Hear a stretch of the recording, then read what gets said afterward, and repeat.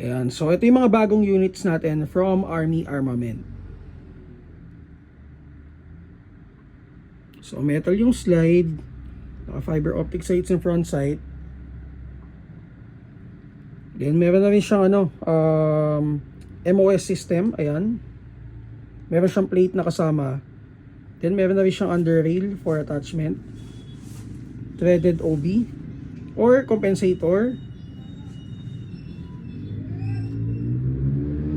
So may magwell na rin. STI markings dun sa base pad. Then guys, nagpasama na rin si bossing ng steel parts.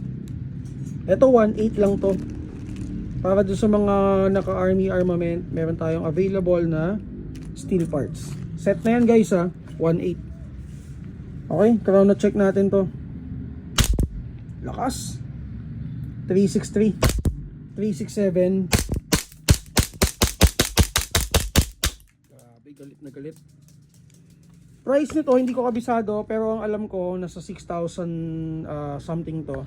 And naka-sale tayo for Army Armament. Basta alam nyo yung voucher natin.